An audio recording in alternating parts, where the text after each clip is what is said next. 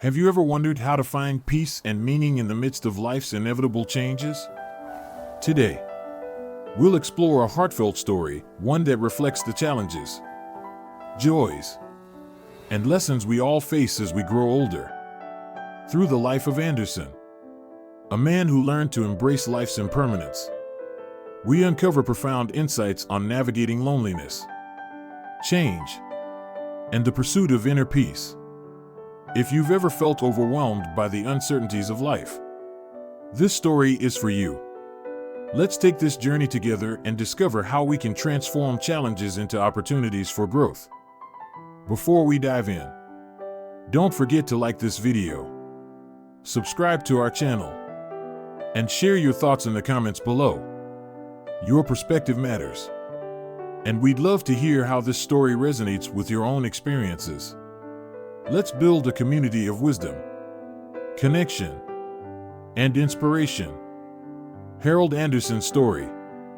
My name is Harold Anderson, and I am 72 years old.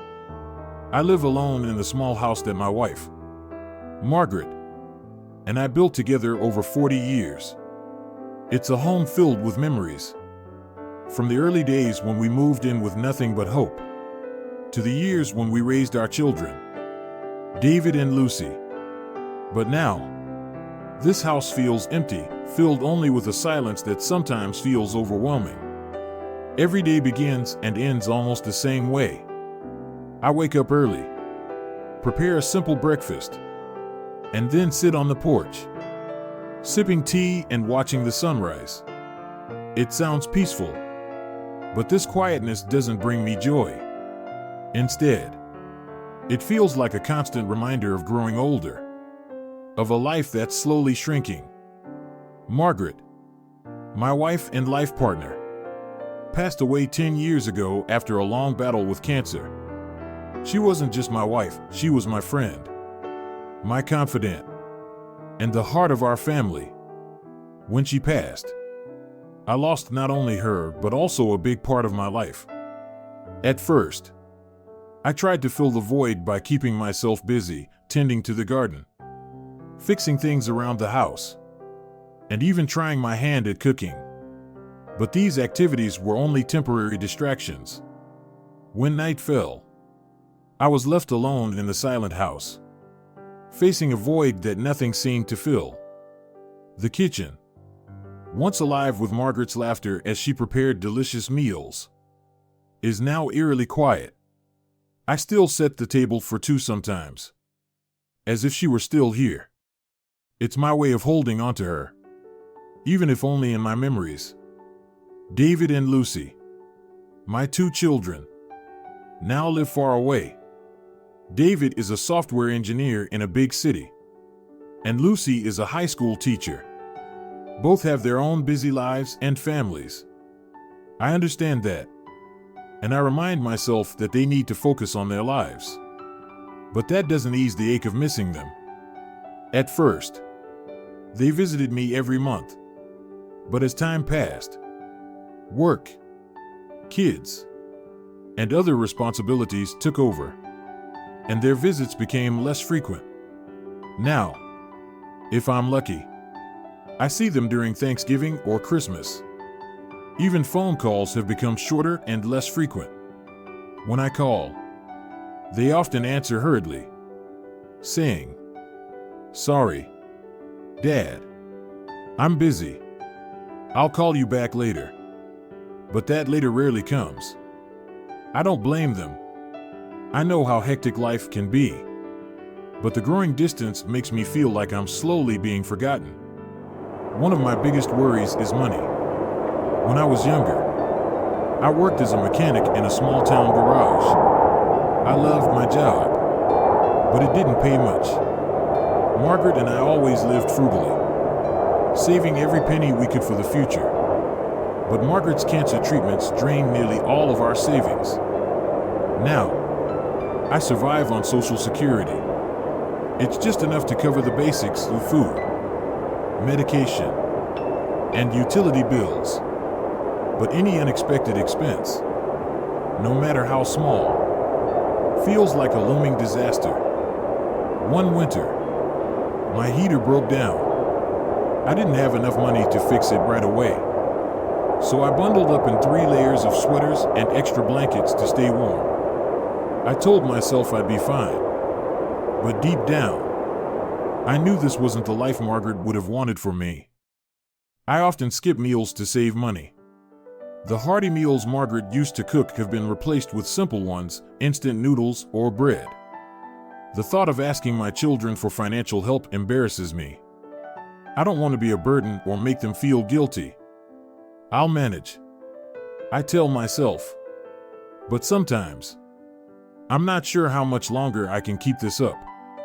Living alone isn't just a financial challenge, it's also emotionally draining. Most of my friends have either passed away or are too frail to visit. I don't have anyone to talk to, share stories with, or even just sit in silence together. My neighbors are kind, but they're much younger than me. They're busy with work, kids, and their own lives. I don't want to bother them, so I rarely strike up conversations. Some days, I sit on a park bench, watching young families laughing and playing together. Their laughter makes me smile, but it also reminds me of what I've lost. I miss the days when my home was filled with my children's laughter and Margaret's loving voice. Now, those memories feel like a distant dream. One autumn afternoon, while I was trimming the rose bushes in my garden, Mrs. Carter, my kind neighbor, stopped by. She told me about a weekly gathering for seniors at the local library. "You should join us, Harold," she said with a warm smile. "It's fun, and you'll meet lots of people." I hesitated. It had been so long since I'd participated in any social activity. But something about Mrs. Carter's encouragement made me reconsider. Why not give it a try? I thought. The first day I walked into the library, I felt nervous, but that feeling quickly disappeared. The room was filled with people just like me, seniors trying to navigate the challenges of aging. I met Sam, a retired teacher with a sharp wit, and Eleanor, a widow who loved baking and always brought cookies to share. We shared stories, laughed, and even exchanged tips on saving money and staying active. The weekly gatherings became a highlight of my life. They gave me a sense of belonging and connection that I hadn't felt in years. I also started volunteering at the community center, fixing bicycles for neighborhood kids. Seeing their faces light up when they got their bikes back brought me a sense of purpose and joy I hadn't experienced in a long time. I used to think that life would always stay the same, that family would always be together, and that time couldn't take away the things I cherished. But time doesn't just pass, it transforms everything. Margaret, the love of my life, is gone. My children, David and Lucy, have grown up and are now busy with their own families and careers. I know they love me, but the demands and pressures of modern life don't allow them to spend as much time with me as they once did. There were nights when I lay awake, wondering if this distance meant that our bond was fading. But then I realized that some things in life are beyond our control, and change is one of them. Life is a continuous flow, and everything within it is impermanent. Margaret used to teach me that happiness doesn't come from holding on to the past, but from learning to appreciate what we have in the present. It's not an easy lesson, but it's a true one. I began to see life through a different lens. Instead of feeling upset that my children couldn't visit often, I chose to cherish the moments when they did call. Even if the calls were brief, I understood that their love for me hadn't diminished, it was just expressed differently, in ways that fit their busy lives. Each time I received a message from Lucy or a photo from David showing his kids, my heart warmed. It was their way of saying, "You're still important to us, Dad."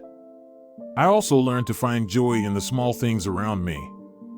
A peaceful morning, with sunlight streaming through the window and birds singing outside. is enough to make me smile. I savor every sip of tea, enjoying its subtle bitterness blended with sweetness, as a reminder that life can be simple and fulfilling. I tend to my small backyard garden, where flowers bloom despite the passing seasons. Each bloom symbolizes resilience, a gentle reminder that change can carry its own beauty. Accepting change doesn't mean letting go of everything, it means learning to live in harmony with it. I no longer dwell on what I've lost, but focus instead on what I still have. Whether it's a quiet moment of reflection, the warmth of a family photo, or the companionship of nature, I've found that there's always something to appreciate. No matter how life changes, I believe happiness is still possible as long as I know how to see it and treasure the simple, meaningful things around me. Through the story of Anderson's life, we come to understand that life is a journey filled with constant change. But within that change lies the opportunity to grow, appreciate, and find peace. Accepting impermanence doesn't mean giving up, it means learning to see the beauty in each fleeting moment and cherishing what remains. By focusing on the present, nurturing small joys, and embracing the connections we still have, we can discover a life of meaning and fulfillment, no matter the challenges of aging. If this story resonates with you or inspires you to look at life differently, we invite you to join us on this journey of reflection and growth. Subscribe to our YouTube channel, Wise Elders Insights, to explore more stories, insights, and lessons on finding peace and happiness through life's ups and downs. Don't forget to like, share, and leave your thoughts in the comments below. We'd love to hear your perspective. Together, let's build a community of wisdom and compassion.